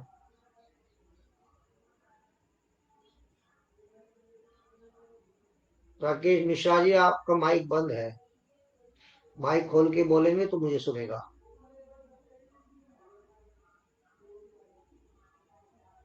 हमारे शरीर के 3 अलग अलग सत्ता के केंद्र हैं, 3 पावर सेंटर हैं। वो है, एक तो आत्मा, एक चित्त, और एक ये ज्ञानेन्द्रीय कर्मेंद्रीय हाड़ मांस से बना हुआ शरीर। समझ आई? आत्मा, चित्त, चित्त किसको कहते हैं? मन बुद्धि अहंकार, तीनों को मिलाकर के चित्त। और एक ये हाड़ मांस ज्ञानेन्द्रीय कर्मेंद्रियों से बना हुआ शरीर। इन तीनों के अलग अलग धर्म हैं। शरीर के क्या धर्म हैं?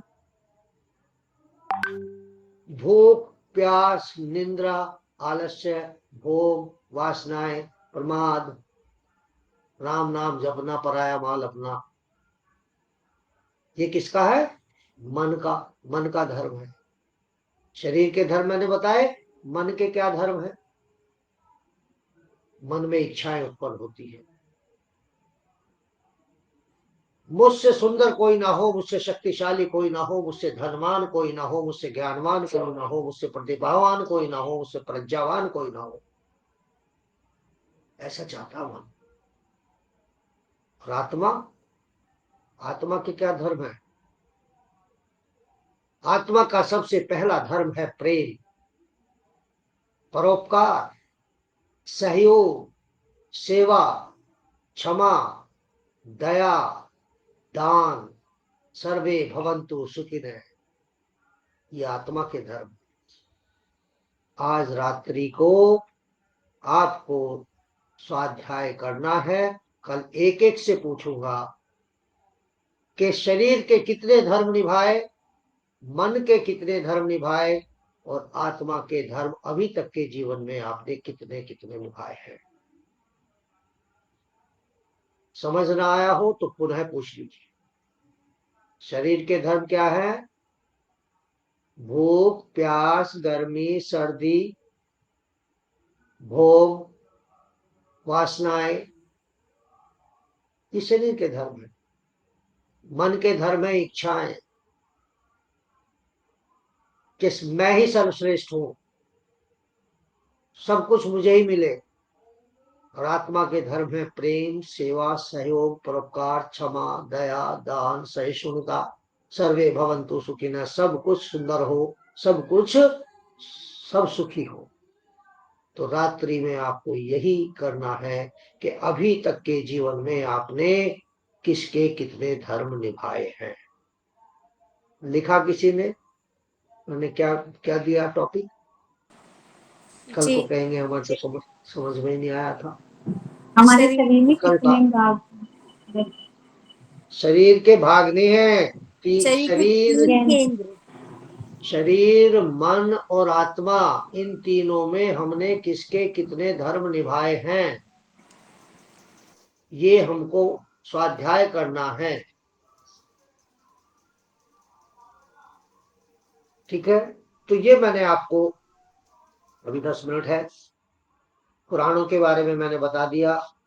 पंच महाभूत की बात मैं कर रहा था। तो ये पंच महाभूत, भगवान शब्द भय से भूमि, गै से गगन, वायु, आ से अग्नि और न से नील, यही तो 5 तत्व है। इन्हीं से तो भगवान भी बना। भगवान शब्द बना है, भगवान नहीं बना। भय, गै, वै, आ, न। भय से भूमि, गै से गगन, वै से वायु, आ से अग्नि, न से नील, यही तो पंच महाभूत हैं। सबसे पहले क्या बताया था मैंने नीचे? सबसे नीचे क्या है? जल, जल, पृथ्वी, आकाश, आकाश, वायु, वायु, गगन, अग्नि। अग्नि, अग्नि आकाश में आ गया ना। आकाश। ये 5 महाभूत हैं। इस संसार की प्रत्येक वस्तु इन्हीं 5 महाभूतों से बने हैं। हमारा शरीर भी इन्हीं 5 महाभूतों से बना। अब इन 5 महाभूतों का एक एक सूक्ष्म भूत है। पृथ्वी, सबसे पहले जल। जल का क्या है? सूक्ष्म भूत रस। जितने भी तरल पदार्थ हैं उनमें जल तत्व है, चाहे वो किसी भी रूप में, जल तत्व है। फिर दूसरा क्या है? पृथ्वी। पृथ्वी का सूक्ष्म भूत क्या है? गंध। जितनी भी गंध वाली चीजें हैं, चाहे फूलों की खुशबू हो या डिओड्रेंट की खुशबू हो या किसी और वस्तु की खुशबू हो, वो गंध वो पृथ्वी तत्व से के कारण है। उसका सूक्ष्म भूत है गंध। और आकाश, आकाश का सूक्ष्म भूत है शब्द। शब्द, अगर आकाश ना हो, मीडियम ना हो, साइंस के विद्यार्थी है दिव्या, मीडियम ना हो तो साउंड मूव नहीं कर सकता। ये आकाश। इस आकाश में वायु, वायु का है स्पर्श। आकाश का शब्द, वायु का स्पर्श। और अग्नि का है रूप। रूप, ये इनके सूक्ष्म भूत हैं। इन्हें तन मात्राएं भी कहते हैं। तन मात्राएं भी कहते हैं। ठीक है, तो ये मैंने, अब आगे गंभीर होता जाएगा मामला। कल हम आएंगे और विषयों पर, तो समय तो देना होगा, पढ़ना तो होगा अगर जानने की इच्छा है। और यदि केवल ये सोच के आए थे कि खेल कूद के कर, सुबह को उछल कूद के चले जाएंगे और योग हो जाएगा, तो नहीं, कुछ नहीं होने वाला जब तक योग को जानोगे नहीं। अच्छा, प्राणायाम करते क्यों भैया आप लोग? ऊपर नीचे सांसों को करने से क्या हो जाता है? कोई बताएगा? बहुत सारे लोग आप में से योग करते होंगे। सर अपनी श्वास को सुचारू रूप से सही तरीके से करना, अपनी जो ब्रीदिंग सिस्टम है उसको सही करना, और दूसरा ध्यान को केंद्रित करना, ध्यान को बढ़ाना। शरीर की जो सूक्ष्म कोशिकाएं हैं सर, वहां तक ऑक्सीजन पहुंचती है।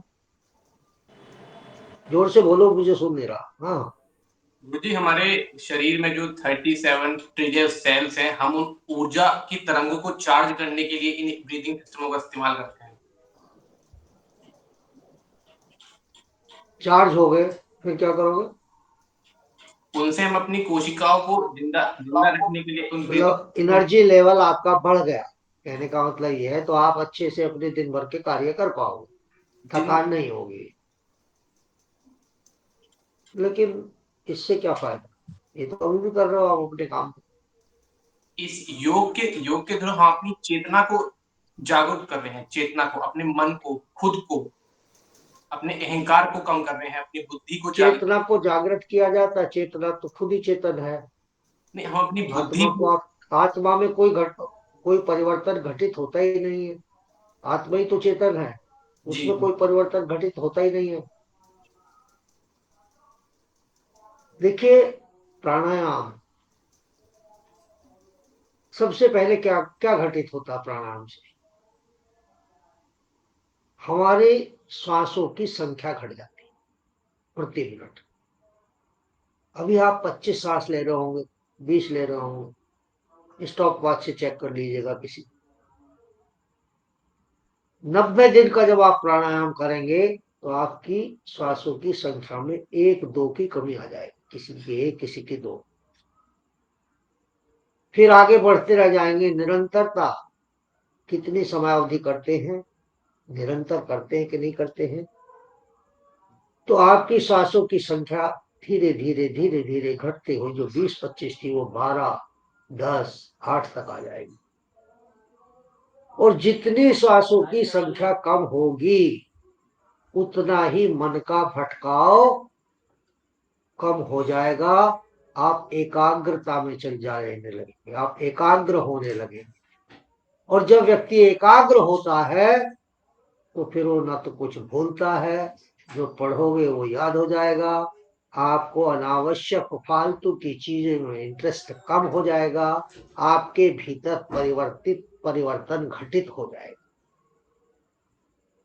क्योंकि एकाग्र अवस्था में सत्य की धारा बहने लगती है, सत्य गुण की। और सत्य गुण की जब धारा बहती है तो सबसे पहले आध्यात्म प्रसाद के रूप में, आगे बताएंगे, पढ़ाएंगे सर। बस आप मेरा साथ दीजिए, आपको बहुत अच्छा योग शिक्षक बना के भेजूंगा। लेकिन यदि आप लोगों ने साथ नहीं दिया तो फिर भगवान भी आपका कुछ नहीं कर सकते। 5 लोग तो मैंने बताते बताते चले गए, पढ़ाते पढ़ाते, अभी टाइम नहीं हुआ गया। सर एक ने मैसेज डाला, उनका नेट खत्म हो गया। हाँ? एक का नेट खत्म हो गया, पैकेज खत्म हो गया, तो वो इसलिए आउट हो गए हैं। नेट बचा के क्यों नहीं रखते हो? सर वो मेरा देखते नहीं, हो मेरा वीडियो तो फालतू ठीक की? चल रहा है। सर मेरा ठीक चल रहा है। जिसने मैसेज डाला, वो जो लॉयर है, उन्होंने मैसेज डाला है कि उनका नेट खत्म हो चलिए गया। ठीक है, कोई बात नहीं। तो जो नए छात्र हैं भाई, ये पकड़ने की कोशिश करें। याशिद, आपका परिचय भी नहीं हो पाया था। आप क्या करती यस हैं? सर। तो मैंने अभी एमएससी न्यूट्रिशन डाइटिक्स में की है। कौन सी, किस में? MSc nutrition and dietitian. Beautician और डाइटिशियन। जी। अच्छा, डाइटिशियन का तो बस एक ही फार्मूला होना चाहिए,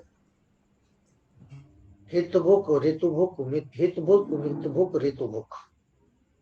हितकारी भोजन, कम भोजन और ऋतु के अनुसार भोजन। पूरा डाइटिशियन का कोर्स इसी में है, हित भुक मित भुक ऋतु भुक।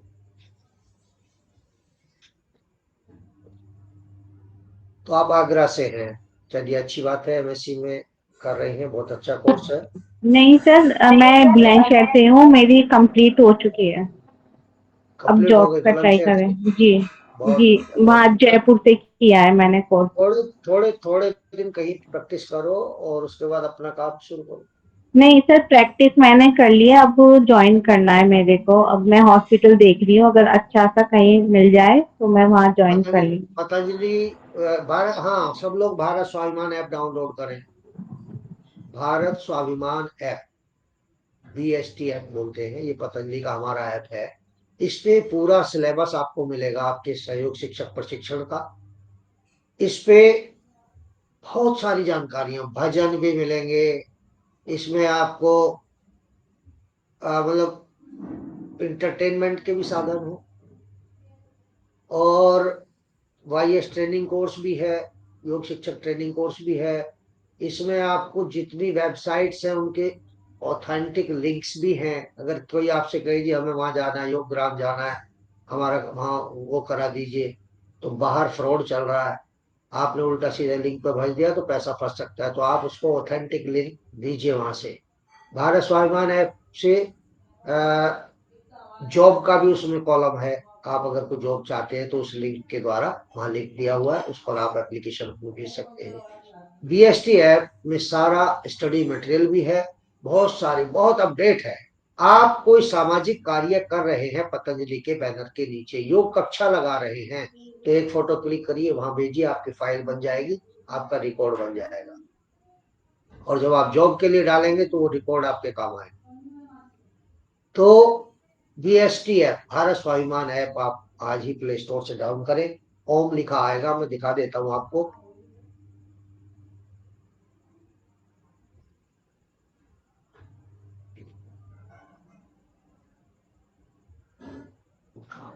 ये ऐप है, ये दिखाई देगा ओम लिखा हुआ, जो हमारा लोगो है। अब ये खुल जाएगा। खुलने के बाद इसमें ऊपर तो विज्ञापन चलते रहते हैं हमारे, जैसे ये आपका शिक्षण कोर्स चल रहा है इसका, स्वदेशी का।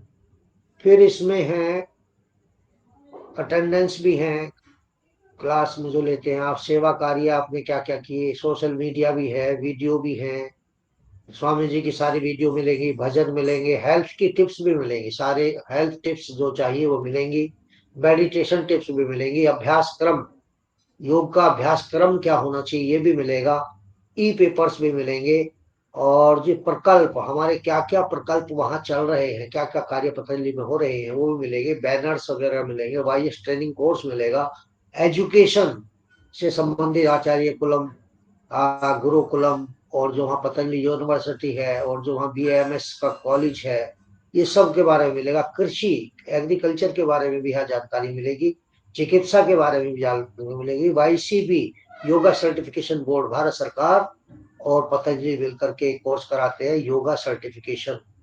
इसके बाद हम आपको एडवाइस करेंगे उस कोर्स को करने के लिए, क्योंकि बेसिक कोर्स को किए बिना उसे नहीं कर सकते। तो इसको, ये भारत सरकार का सर्टिफिकेट मिलता है इसमें।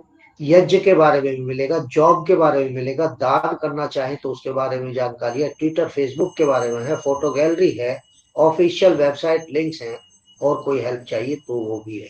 बहुत कुछ इसमें है, तो इसको आप डाउनलोड कर लीजिएगा, बहुत आपके काम आएगा। चलिए, समय हो गया है शांति पाठ के लिए। एक बार पुनः आज स्वाध्याय अवश्य करना है, जिसने कल स्वाध्याय नहीं करा उसकी खैर नहीं।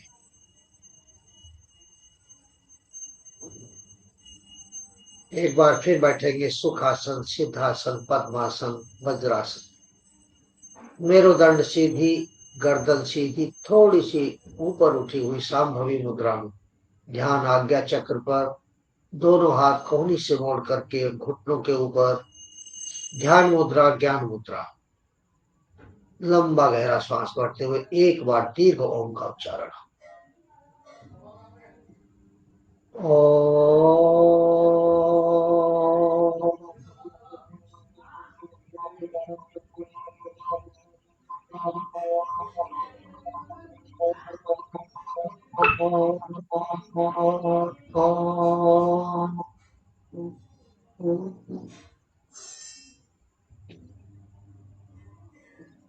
ओम पूर्णमदा पूर्णमिदं पूर्णात् पूर्णमुदच्यते पूर्णस्य पूर्णमादाय पूर्णमेवावशिष्यते।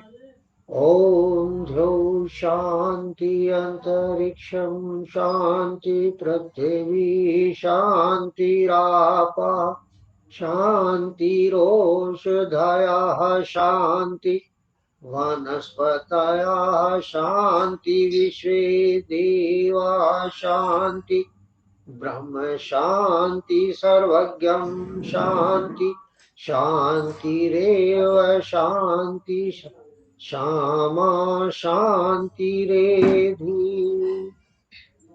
ओम शांति शांति शांति।